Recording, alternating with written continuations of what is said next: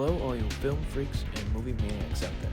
My name is Nolan Carr, and I'd like to welcome you to the go-to podcast for all things cinema. But before you can ask any questions, just sit back, relax, as I present to you a Strawlane Studio Productions Critiquing with Carr. And welcome back, ladies and gentlemen, to another great edition of the show here, Critiquing with Carr for Memorable Movie Monday. As always, if you've enjoyed episodes such as this one, do us a favor by subscribing on YouTube, following us on the audio platforms, clicking a thumbs up or like button so you can tell us you enjoy these episodes, turning on post notifications so you can stay up to date on those platforms when new episodes release, as well as clicking at share out so you can continue to grow the podcast with all your friends and family. Also, if you want other ways of staying up to date with the show, do us a favor by following us on Instagram at Critique with Carr. I say all that because in this week's very interesting edition of Memorable Movie Monday here in Critique with Carr, we are talking about the classic Quentin Tarantino film, *Inglourious Bastards*. And with that being said, let's begin. This movie was directed and written by the mastermind himself, Quentin Tarantino. The movie was produced by Lawrence Bender, and the cast for this film is as follows: Brad Pitt, Christoph Waltz, Michael Fassbender, Eli Roth, Diane Kruger, Danielle Bruhl, Till Schweiger, Melanie Laurent, August Deal, Julia Dreyfus, Sylvester Groth, Jackie Ido, Dennis Menochet, Mike Myers, Rod Taylor, and Martin Woot. The cinematographer for this movie was Robert Richardson. The film was edited by Sally Mankey. The production companies for this film were the Weinstein Company, Universal Pictures, A Band Apart, and Zent Babelsberg Films. This film was distributed by the Weinstein Company in the United States, as well as Universal Pictures internationally. This movie was released on May 20th of 2009 at the Cannes International Film Festival, on August 20th of 2009 in Germany, as well as August 21st of 2009 in the United States nationally. The runtime for this movie was 153 minutes in length. The budget for this film was $70 million US.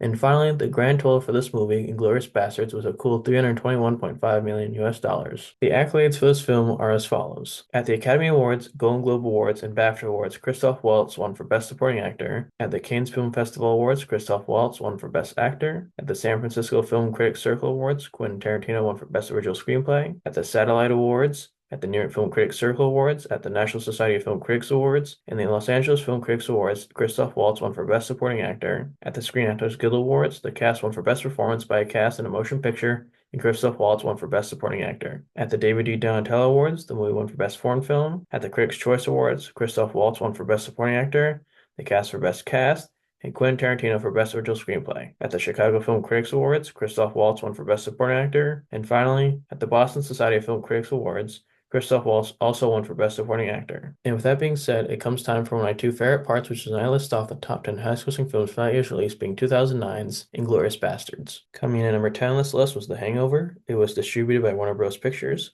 Its worldwide gross was $469.3 million, and it stars Bradley Cooper, Ed Helms, and Zach Galifianakis. Coming in at number 9 on this list was Angels and Demons. It was distributed by Sony Pictures Releasing. Its worldwide gross was $485.9 million, and it stars Tom Hanks, Ewan McGregor, and Elliot Zurer. Coming in at number 8 on this list was Sherlock Holmes. It was distributed by Warner Bros. Pictures. Its worldwide gross was $524 million, and it stars Robert Downey Jr., Jude Law, and Rachel McAdams. Coming in at number 7 was The Twilight Saga: New Moon. It was distributed by Summit Entertainment. Its worldwide gross was $711 million, and stars Kristen Stewart, Robert Pattinson, and Taylor Lautner. Coming in at number 6 was Up. It was distributed by Walt Disney Studios.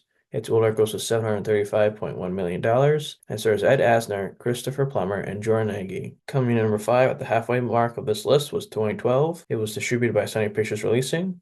Its worldwide gross was $791.2 million, and it stars John Cusack, Chiwetel Ejiofor, and Amanda Peet. Coming in at number 4 on this list was Transformers: Revenge of the Fallen. It was distributed by Paramount Pictures. Its worldwide gross was $836.5 million, and it stars Shia LaBeouf, Megan Fox, and Josh Duhamel. Coming in at number 3 on this list was Ice Age: Dawn of the Dinosaurs.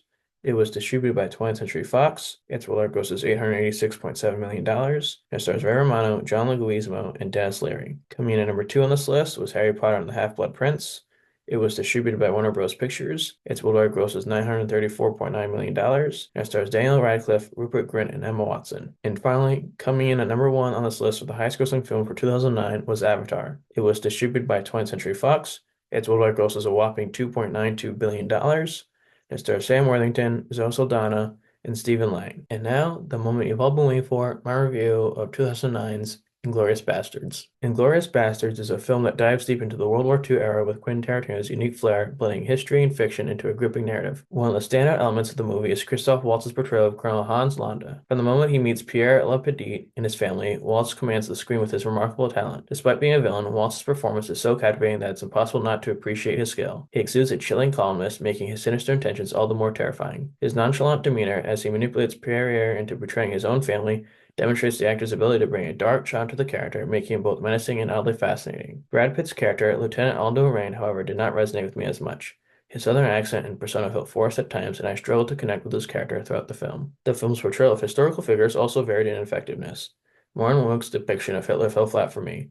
His portrayal lacked the gravitas and intensity that one might expect from a character as infamous as Adolf Hitler. Similarly, Rod Taylor's portrayal of Sir Winston Churchill lacked authenticity, with his presence not quite capturing Churchill's commanding presence. One of the more disturbing aspects of the film is the depiction of scalp removal. The graphic nature of these scenes was intensely unsettling and made me uncomfortable, even though I understand that this is part of the film's portrayal of brutal revenge. Despite these issues, the film excels in several areas. Sergeant Hugo Stiglitz's character grows increasingly interesting as his disdain for the Nazis becomes more apparent. However, the scene where everyone but Master Sergeant Wilhelm and Bridget von Hammersmark dies felt poorly executed. The sudden and chaotic nature of these deaths detract from their impact, making them feel more like an afterthought rather than a pivotal moment in the narrative. The film also features some strong moments of suspense and intensity. The sequence where Colonel Landa questions Bridget von Hammersmark and then chokes at her death is a prime example. This scene, along with the subsequent moments where Aldo and his men are transported to an empty building for a deal, showcases Tarantino's knack for creating high-stakes, edge-of-your-seat tension. The pacing during these scenes is fast and effective, keeping viewers engaged and on edge. Another highlight of the film is the climactic ending. The build-up to Shoshana's plan to blow up the theater is executed with great suspense.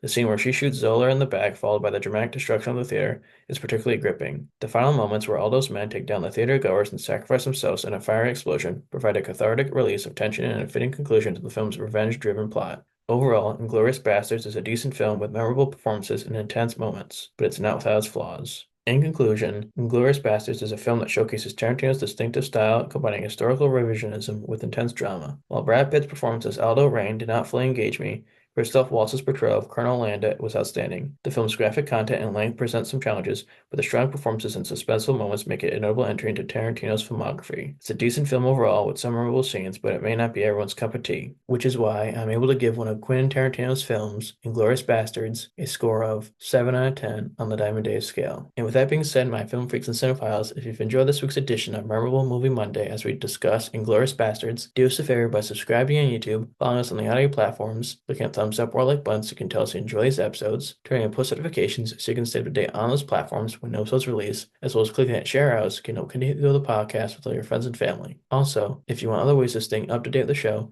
do us a favor by following us on Instagram at Critiquing with Carr. And with that being said, my film freaks and cinephiles, until next time, and don't forget, happy viewing.